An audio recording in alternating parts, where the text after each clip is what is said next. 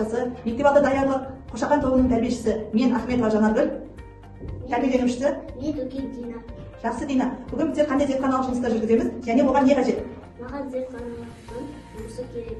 Йод, су, крахмал қажет. Жақсы, йод, су, крахмал қажет екен. Зертханалық жұмысты бастамас бұрын, ең бірінші біздер өмір қауіпсіздігін сақтауымыз керек. Ол үшін бізге не қажет? Бетімізге, бетперде және қолымызға қолғабымызды киіп алайық. Ең бірінші біздер не істейміз, Дина? Суды алып, қайық. Неше грамм су бізде? 10 грамм су.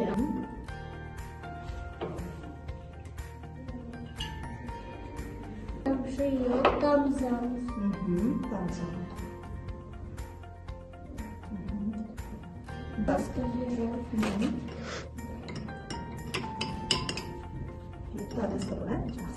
Енді не қосамыз? Крахмал қосамыз. Крахмалды қосып істейміз. Арасына. Судың түсі қандай болды бізде? Көк түске айналды, жарайсың. Енді ыстық оттың көмегімен судың түсін өзгертеміз. Өте дұрыс айтасың.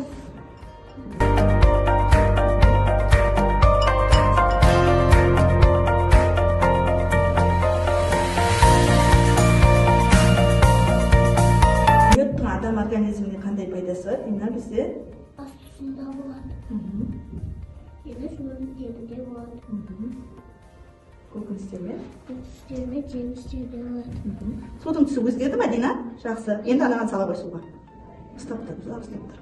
Судың түсі өзгерді. Қандай түс болды бізде? Мөлдір су болды, Енді қазір көреміз.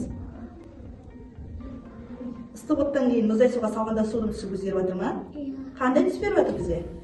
Көк түске беріп жатыр. Манағы ең алғашқы түсімізге суымыз не істеп жатыр? Қайтып келіп жатыр.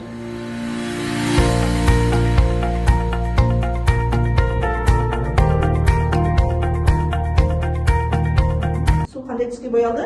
Көк түске боялды. Өте жақсы. Бұл жердегі зертханалық жұмыс, йод, крахмал су.